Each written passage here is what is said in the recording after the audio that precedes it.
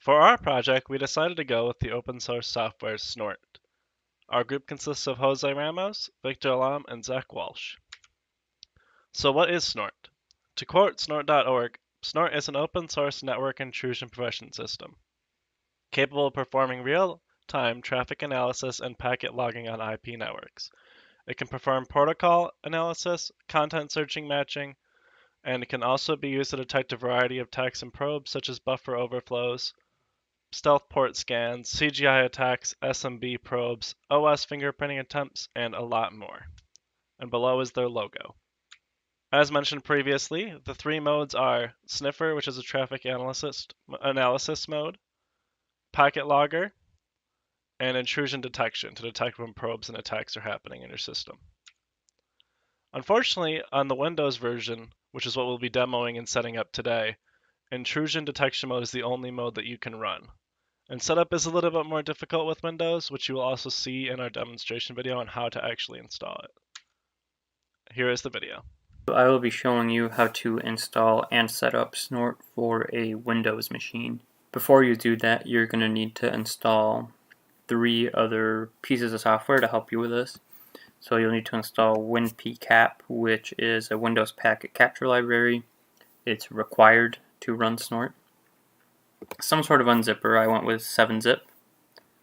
And some sort of text editor, I went with Notepad++. You'll be using this to edit the config file. This is for Windows, so keep in mind that you will only be able to run Snort in intrusion detection mode and not the other 2 modes. Other than that, it's pretty straightforward. So go to snort.org, downloads, Snort. Under binaries, you'll see Snort installer exe. Download that, run it.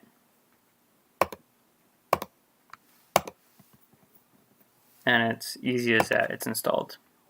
So here it's just telling you, you'll need WinPCAP. So once you're there, you will also need one more thing from snort.org, and that is rules.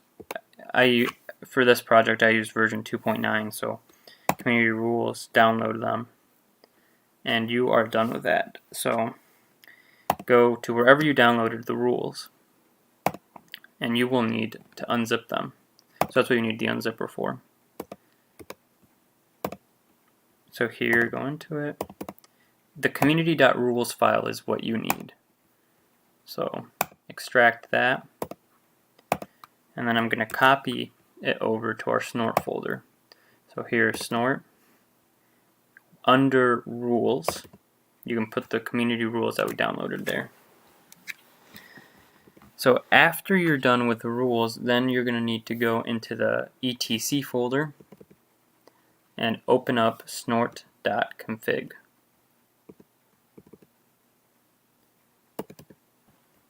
A couple things to keep in mind here is that this file is made with knowing that most people that use Snort will be doing it on Linux. So Linux uses / and Windows uses /. So for a lot of paths, you're going to have to be changing constantly from one type of slash to the other, just because it's set up for Linux. And it's step by step, so step 1 through 7, I believe.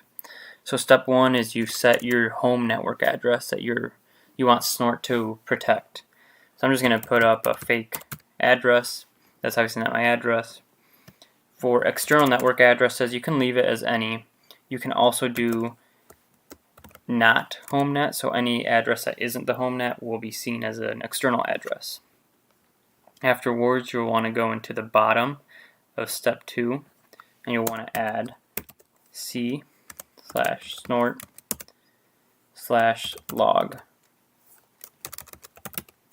And that is where your logs from running Snort will be output. Go to step 3. And you don't need to do anything in step 3. Keep in mind that this is a basic setup, just quick up and running. You can mess around with the configuration as much as you want, and once you know what you're doing, you'll be able to tweak things to set it up for what your security needs are. Here's one of the slashes I was telling you about. So dynamic preprocessor we have, it's just not this path. So we need to change it to the correct path.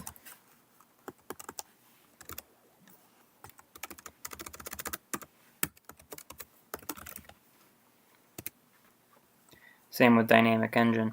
Dynamic Engine also has the wrong file name. It's actually just sfengine.dll. And again, you got to change the slashes.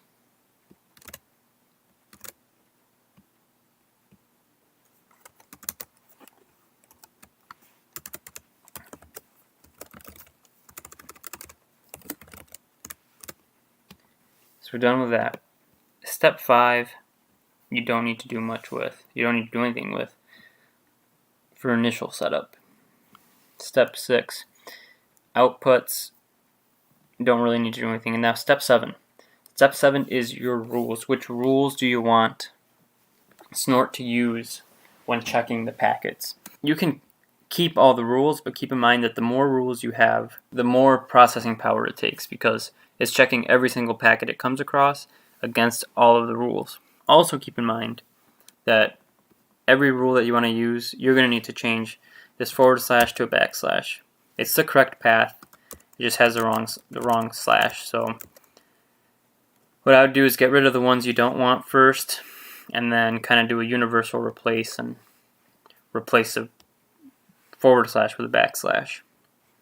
So you're done with that. Step 8 and 9 are basically the same thing, so shared object rules. So save your config file, and then open up command prompt. Navigate into the directory, and then you can run a few quick commands to verify that it's installed. So snort version 2.9, snort. And so now here's when we're going to start testing things out. So snort w. This tells you the addresses you can use, and usually index number 1 is going to be the one that works for you, but there may be a chance that you have to run snort on 2 or 3 or 4, so there's a way to test it. So you do snort -i, and then you can do 1, 2, 3, or 4, whichever one you want to test. Let's just go with 1. It's not going to work because I didn't put in a real IP address. -c, and then you put the directory for the config file.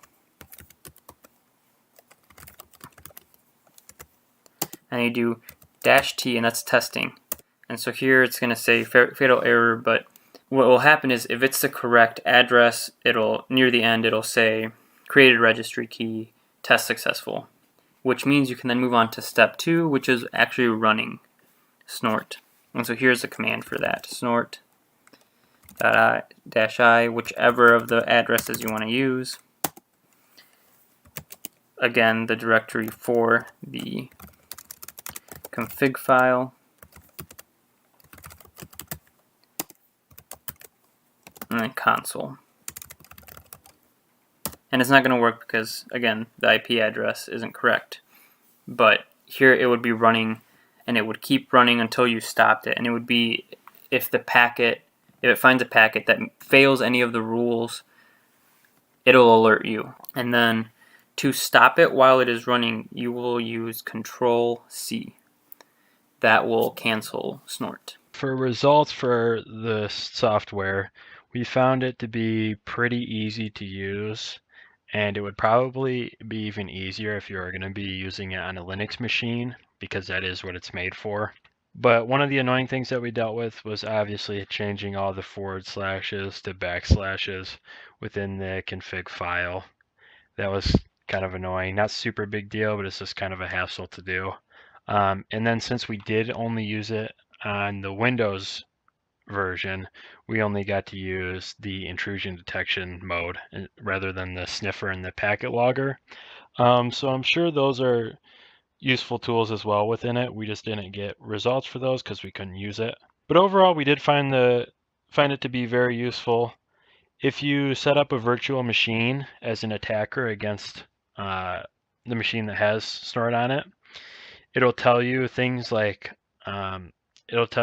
classify the attack, and it'll show if it was like an attempted information leak. and then on top of that, it'll show like the kind of attack that it was. And then also, which is really cool, that it'll show the attacking machine's IP. So that was a really nice feature. It gives you lots of ways to see what's going on if there is an attack against your network. So we definitely think it's a good tool, and people should look into it, whether you want to use it at your house or it's for work. It's a great tool, and I'm sure the other modes that we didn't get to use are also very helpful. But overall, we liked it. It was pretty easy to use, probably a little bit better if you do use a Linux machine, but still, it was definitely very useful.